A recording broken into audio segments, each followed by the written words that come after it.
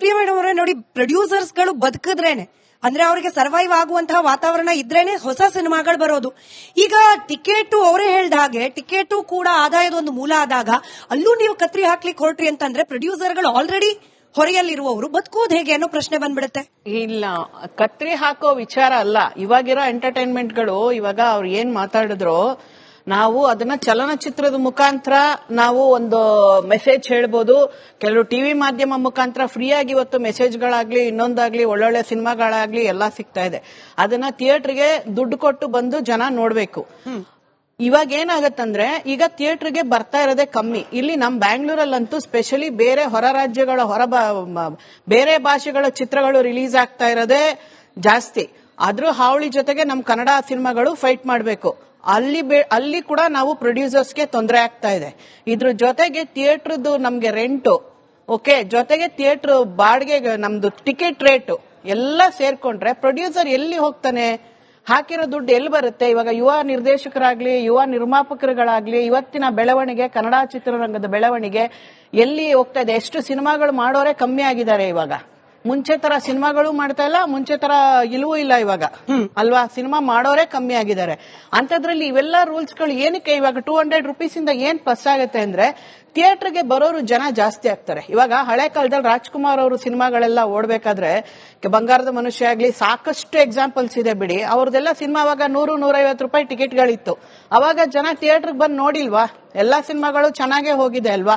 ಈಗ ನಮ್ಗೇನಂದ್ರೆ ನಮ್ಗೆ ಕಡಿಮೆ ಜನ ಬರೋದನ್ನ ಟಿಕೆಟ್ ಕಮ್ಮಿ ಆಗ್ತಂದ್ರೆ ಎಲ್ಲಾ ವರ್ಗದ ಜನಗಳು ಥಿಯೇಟರ್ಗೆ ಬರ್ತಾರೆ. ಎಲ್ಲಾ ವರ್ಗದ ಜನಗಳಿಗೆ ಅದು ಪ್ರೇಕ್ಷಕರಿಗೆ ಸಪೋರ್ಟ್ ಆಗ್ಲಿ ಅನ್ನೋ ವಿಚಾರಕ್ಕೆ ನಾವು ಮಾಡಿದೀವಿ. ಜನ ಜಾಸ್ತಿ ಬಂದಷ್ಟು ಯಾರಿಗ್ ಲಾಭ? ಪ್ರೊಡ್ಯೂಸರ್ಸ್ ತಾನೇ ದುಡ್ಡು ಬರುತ್ತೆ. ವೀಕ್ಷಕರಲ್ಲೂ ಪ್ರೊಡ್ಯೂಸರ್ಸ್ಗೆ ಥಿಯೇಟರ್ಗೆ ಹೋದ್ರೆ ನಾವು ಥಿಯೇಟರ್ ರೆಂಟ್ ಕಟ್ಟಿ ನಾವು ಸಿನಿಮಾ ಹಾಕ್ಬೇಕು. ಇವತ್ತಿನ ಪರಿಸ್ಥಿತಿ ಹಂಗಿದೆ. ಥಿಯೇಟರ್ ರೆಂಟ್ ಕಟ್ಟಬೇಕು. ಸಿನಿಮಾ ಮಾಡಿದಾಗ್ಲೇ ಅರ್ಧ ಸೋತೋಗಿರ್ತಾನೆ ನಿರ್ಮಾಪಕ. ಅದ್ರ ಜೊತೆಗೆ ಥಿಯೇಟರ್ಗಳು ಸಿಕ್ಕಲ್ಲ. ಬೇರೆ ರಾಜ್ಯದ ಇವಾಗಷ್ಟೇ ಚಿತ್ರರಂಗದ ನಮ್ಮ ಚೇಂಬರ್ ಅಲ್ಲೂ ಸಹ ಇದೇ ಚರ್ಚೆಗಳು ನಡೀತಾ ಇರುತ್ತೆ. ಥಿಯೇಟರ್ ಸಿಕ್ಕಲ್ಲ. ಥಿಯೇಟರ್ಗೆ ಬಾಡಿಗೆ ಕೊಟ್ಟು ನಾವು ಚಿತ್ರಗಳನ್ನ ಹಾಕ್ಬೇಕು. ಪ್ರೇಕ್ಷಕರು ಬಂದು ನೋಡಿದ್ರೆ ಅವ್ರಿಗೇನೋ ಹೊಟ್ಟೋಗುತ್ತೆ ದುಡ್ಡು, ಡಿಸ್ಟ್ರಿಬ್ಯೂಟರ್ ಥಿಯೇಟರ್ ಅವ್ರಿಗೆ. ಪ್ರೊಡ್ಯೂಸರ್ಸ್ ಹೆಂಗ್ ಬರುತ್ತೆ? ಜನ ಬರ್ಲಿಲ್ಲ ಅಂದ್ರೆ ಥಿಯೇಟರ್ಗೆ ಜನ ಬರ್ಬೇಕಂದಾಗ ನೀವು ಟಿಕೆಟ್ ರೇಟ್ ಸ್ವಲ್ಪ ಕಮ್ಮಿ ಇಟ್ರೆ ಎಲ್ಲರೂ ಬಿಡಪ್ಪ ಒಂದ್ ಎಂಟರ್ಟೈನ್ಮೆಂಟ್ ಚೆನ್ನಾಗಿದ್ಯಂತೆ ಅಂತನಾದ್ರೂ ಬರ್ತಾರೆ. ಎಲ್ಲವನ್ನೂ ನೋಡ್ಬೇಕಲ್ಲ, ಎಲ್ಲಾ ಆಸ್ಪೆಕ್ಟ್ಸ್ ಅಲ್ಲೂ ನೋಡ್ಬೇಕಲ್ಲ. ಮುಂಚೆ ತರ ಇವಾಗ ಇಲ್ವಲ್ಲ ಜನರೇಷನ್. ಇವಾಗಿನ ಜನರೇಷನ್ ತುಂಬಾನೇ ಬದಲಾಗಿದೆ.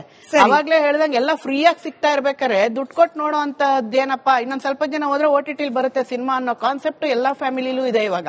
ನಾಗಚಂದ್ರ ಸರ್, ಕೇವಲ ಈ ಟಿಕೆಟ್ ದರದ ಬಗ್ಗೆ ಮಾತ್ರ ಚರ್ಚೆ ಆಗುತ್ತೆ. ನನಗೆ ಸಾಮಾಜಿಕ ಜಾಲತಾಣದಲ್ಲಿ ಕಂಡ ಚರ್ಚೆ ವಿಚಾರ ನನಗೆ ಗೊತ್ತಿಲ್ಲ ನಿಜವಾಗ್ಲೂ ಯಾವ್ಯಾವ ಹೀರೋಯಿನ್ಗಳಿಗೆ ಗೌರವಧನ ಅಥವಾ ನೀವೇನ್ ಸಂಭಾವನೆ ಎಷ್ಟು ಕೊಡ್ತೀರಿ ಅಂತ ಹೇಳಿ. ಅಲ್ಲಿ ಏಕರೂಪ ಇಲ್ಲ. ಕೆಲವರಿಗೆ ಕೋಟಿ, 1000 ಕೋಟಿ, 100 ಕೋಟಿ ಲೆಕ್ಕದಲ್ಲಿ ಇರುತ್ತೆ. ಇನ್ ಕೆಲವರಿಗೆ ಪಾಪ ಕಷ್ಟಪಟ್ಟು ಆಕ್ಟ್ ಮಾಡಿರ್ತಾರೆ, ಅವರಿಗೆ ದುಡ್ಡೇ ತಲುಪಲ್ಲ. ಕೇವಲ ಇದು ನಟ ನಟಿಯರ ವಿಚಾರ ಅಲ್ಲ, ತಂತ್ರಜ್ಞರಿಗೂ ಕೂಡ, ಸಿನಿಮಾಗ್ ವರ್ಕ್ ಮಾಡಿದ ಅನೇಕರಿಗೆ ಕೂಡ ಅಲ್ಲೂ ಕೂಡ ತಾರತಮ್ಯ ಇದೆ. ಇಲ್ಲಿ ಯಾಕೆ ಸಮಾನತೆ ಬಗ್ಗೆ, ಇಲ್ಲಿ ಯಾಕೆ ಕ್ಯಾಪ್ ಸೀಲಿಂಗ್ ಬಗ್ಗೆ ಚರ್ಚೆ ಆಗೋದಿಲ್ಲ ಅಂತ ಅವ್ರು ಉತ್ತರ ಕೊಡ್ತಾರೆ. ಇದು ವಿಚಾರ ಪ್ರೊಡ್ಯೂಸರ್ಗೆ ಹೊರೆ ಕೇವಲ ಟಿಕೆಟ್ ದರ ಮಾತ್ರ ಅಲ್ಲ, ಟಿಕೆಟ್ ದರ ಮಾತ್ರ ಹೊರೆ ಆಗುತ್ತೆ ಅನ್ನೋದಲ್ಲ. ಅದಕ್ಕೆ ಉತ್ತರ ಕೊಡ್ಲಿ ಅವ್ರು, ಆಮೇಲೆ ನೀವು ಮಾತಾಡಿ ಮೇಡಮ್. ಈಗ ಹಾಗೆ ಹೇಳ್ತಾ ಹೋದ್ರೆ ಇಲ್ಲಿ ಏನಾಗಿದೆ ಅಂದ್ರೆ ನಮ್ಮಲ್ಲಿ A category, B category, C category ಅಂತಿದೆ. ಆರ್ಟಿಸ್ಟ್ಗಳಲ್ಲೂ ಇದೆ, ಥಿಯೇಟರ್ಗಳಲ್ಲೂ ಇದೆ.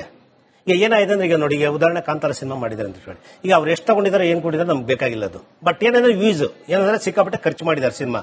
ಅವ್ರು ಏನಕ್ಕೆ ಖರ್ಚು ಮಾಡಿದ್ದಾರೆ ಅಂದ್ರೆ ನಮ್ಮಲ್ಲಿ ಕರ್ನಾಟಕದಲ್ಲಿ ಒಂದು ಕಾಂಪಿಟೇಷನ್. ನಾವು ಕನ್ನಡ ಸಿನಿಮಾ ಅಷ್ಟು ಖರ್ಚು ಮಾಡಿ ಸಿನಿಮಾ ತೆಗಿಲಿಲ್ಲ ಅಂದ್ರೆ ಬೇರೆ ನೋಡಿ ಅದರ್ ಲ್ಯಾಂಗ್ವೇಜ್ ಬಂದು ಇಲ್ಲಿ ಬಿಸ್ನೆಸ್ ಮಾಡ್ತಿದ್ದಾರೆ ಮೇಡಮ್. ಅವ್ರು ಮಾಡ್ತಿರೋ ಬಿಸ್ನೆಸ್ ಅಷ್ಟು ನಮ್ಮ ಸಿನಿಮಾಗಳು ಇಲ್ಲಿ ಬಿಸ್ನೆಸ್ ಆಗ್ತಾ ಇಲ್ಲ ಕರ್ನಾಟಕದಲ್ಲಿ, ಕನ್ನಡ ಸಿನಿಮಾಗಳು. ಯಾಕೆ ಹೇಳಿ, ನಮ್ಮಲ್ಲಿ ಇರ್ತಕ್ಕಂಥ ಕೆಲವರು ಡಿಸ್ಟ್ರಿಬ್ಯೂಟರ್ಗಳು, ಕೆಲವು ಎಕ್ಸಿಬ್ಯೂಟರ್ಸ್ ಇದಾರಲ್ವಾ, ಆ ಸಿನಿಮಾಗಳೇ ತಗೊಂಡ್ಬಂದು ರಿಲೀಸ್ ಮಾಡ್ತಾರೆ. ಯಾರು ಮಾಡೋರು ಯಾರು ನಮ್ಮ ಕನ್ನಡದವರೇ, ಬೇರೆ ಯಾರು ಮಾಡ್ತಾ ಇಲ್ಲ ಇಲ್ಲಿ. ಪ್ರಶ್ನೆ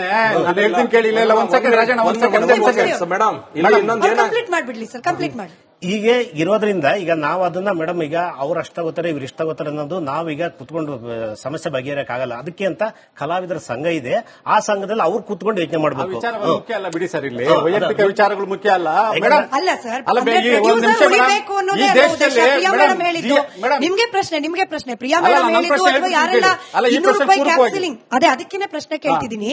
ಈ ಏಕರೂಪ ದರ ಮಾಡೋದ್ರಿಂದ ಪ್ರೊಡ್ಯೂಸರ್ ಗಳಿಗೆ ಹೆಲ್ಪ್ ಆಗುತ್ತೆ, ಡಿಸ್ಟ್ರಿಬ್ಯೂಟರ್ ಗಳಿಗೆ ಹೆಲ್ಪ್ ಆಗುತ್ತೆ ಅನ್ನೋದು ಕೂಡ ಒಂದು ಉದ್ದೇಶ.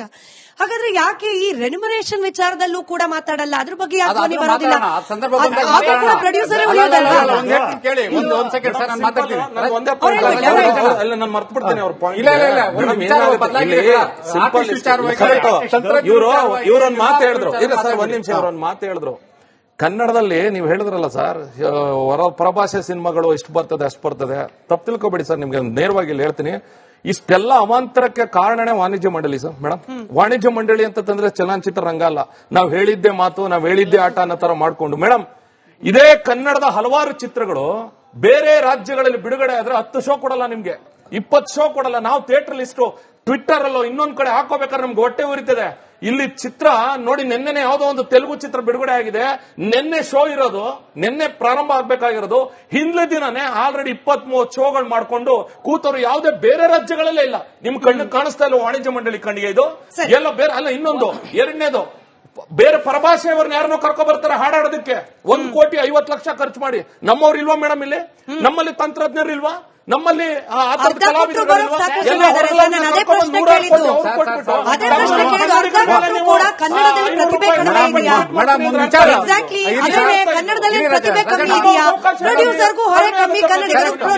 ಬಾಂಬೆಲ್ಲೂ 80 ರೂಪಾಯಿ ಸಿನಿಮಾ ನೋಡ್ತಾರೆ, ಚೆನ್ನೈನಲ್ಲಿ 63 ರೂಪಾಯಿ ಸಿನಿಮಾ ನೋಡ್ತಾರೆ. ನಮ್ಮ ಕನ್ನಡದ ಪ್ರೇಕ್ಷಕರು ದುಡ್ಡು ಕುಣಿತಾ ಇದೆಯಾ ಕರ್ನಾಟಕದಲ್ಲಿ? ನೀವು ಈ ಒಂದು ನೆಪ ಇಟ್ಕೊಂಡು ಪರಭಾಷಿಕರೆಲ್ಲ ಬಂದ್ಬಿಟ್ಟು ಇವತ್ತು ಓಜಿ ಬಂದಿದೆ. ಓಜಿ ಎಷ್ಟು ಮಾಡಿ ಇಟ್ಟಿದೆ? 1,000 ರೂಪಾಯಿ ಇಟ್ಟಿದೆ, 800 ರೂಪಾಯಿ ಇಟ್ಟಿದೆ, ಮಿನಿಮಮ್ 700 ಮ್ಯಾಕ್ಸಿಮಮ್ ಗೊತ್ತಿಲ್ಲ. ಹೌದಾ? ಇದೇ ಈ ನೆಪದಲ್ಲಿ ಪರಭಾಷಿಕರು ಇಲ್ಲಿ ಬಂದು ಮೇಯ್ಕೊಂಡು ಹೋಗ್ತಿದಾರಲ್ಲ ಕರ್ನಾಟಕ ಗೋಮಾಳನ.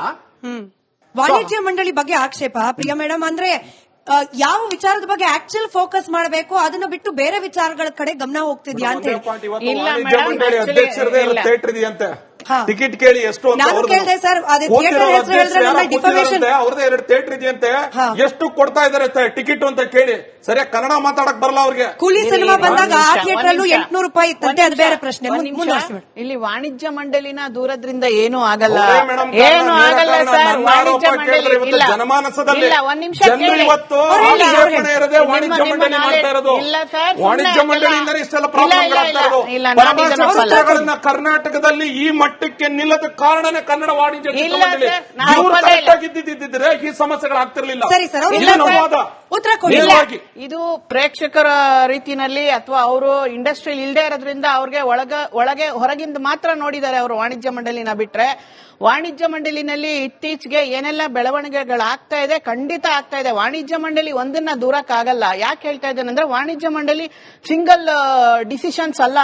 ಅಲ್ಲಿ ಇಸಿ ಮೆಂಬರ್ಸ್ ಇರ್ತಾರೆ, ಸಾಕಷ್ಟು ಪ್ರೊಡ್ಯೂಸರ್ಸ್, ಡಿಸ್ಟ್ರಿಬ್ಯೂಟರ್, ಎಕ್ಸಿಬಿಟರ್ಸ್ ಎಲ್ಲರೂ ಇರ್ತಾರೆ. ಎಲ್ಲಾ ಆಸ್ಪೆಕ್ಟ್ಸ್ ಅಲ್ಲೂ ಸಹ ನೋಡ್ಬೇಕಾಗತ್ತೆ. ಇದು ಅವ್ರು ಹೇಳಿದಾಗೆ ಇದು ಒಂದು ಉದ್ಯಮ. ಇಲ್ಲಿಗೆ ಎಷ್ಟೋ ಜನ ಇಂಡಸ್ಟ್ರಿಯಲಿಸ್ಟ್ ಇವಾಗ ಬೇರೆ ಇಂಡಸ್ಟ್ರಿನಲ್ಲಿ ಹೇಗೆ ದುಡ್ಡು ಹಾಕ್ತಾರೆ, ಈ ಉದ್ಯಮದಲ್ಲೂ ಹಾಗೆ ದುಡ್ಡು ಹಾಕಿರ್ತಾರೆ. ದುಡ್ಡು ಎತ್ತದು ಸಹ ತುಂಬಾ ಮುಖ್ಯ ಆಗಿರುತ್ತೆ. ವಾಣಿಜ್ಯ ಮಂಡಳಿನ ದೂರದ್ರಿಂದ ಏನೂ ಆಗಲ್ಲ ಸರ್. ಯಾಕಂದ್ರೆ ನಮ್ಮ ಕರ್ನಾಟಕದ ಜನ ಇವ್ರು ಹೇಳ್ತಾರೆ ಕನ್ನಡ ಸಿನಿಮಾಗಳಿಗೆ ಹೊರಗಡೆ ರಾಜ್ಯಗಳದ್ದು ಬರುತ್ತೆ ಅಂತ. ಹೊರಗಡೆ ರಾಜ್ಯದ ಸಿನಿಮಾಗಳನ್ನ ಯಾರು ನೋಡ್ತಾ ಇದಾರೆ ಕರ್ನಾಟಕದಲ್ಲಿ? ನಮ್ಮವರೇ ಹೋಗ್ತಾ ಇದಾರಲ್ಲ. ಎಕ್ಸಾಕ್ಟ್ಲಿ, ನಮ್ಮವರೇ ಹೋಗ್ತಾ ಇದಾರೆ. ನಮ್ಮವ್ರು ಹೋಗೋದ್ರಿಂದಾನೇ ಅವರಷ್ಟು ದುಡ್ಡು ಮಾಡ್ತಾ ಇರೋದು. ನಾನು ಹೋಗ್ಬೇಡಿ ಅಂತ ಖಂಡಿತ ಹೇಳಲ್ಲ. ಸಿನಿಮಾ ಅದು ಭಾಷೆ ನೋಡೋದು ಅವ್ರವ್ರ ಇಷ್ಟ, ಅದು ಸ್ವಯಂ ಇದಿರುತ್ತೆ, ಅದನ್ನ ನಾವು ಬೇಡ ಅಂತ ಹೇಳಲ್ಲ. ಆದ್ರೂ ಸಹ ನಮ್ಮ ಕನ್ನಡ, ನಮ್ಮ ತಾಯಿ, ನಮ್ಮ ಭಾಷೆ ಬಗ್ಗೆ ಅಭಿಮಾನ ಇಟ್ಕೊಳ್ಳಿ.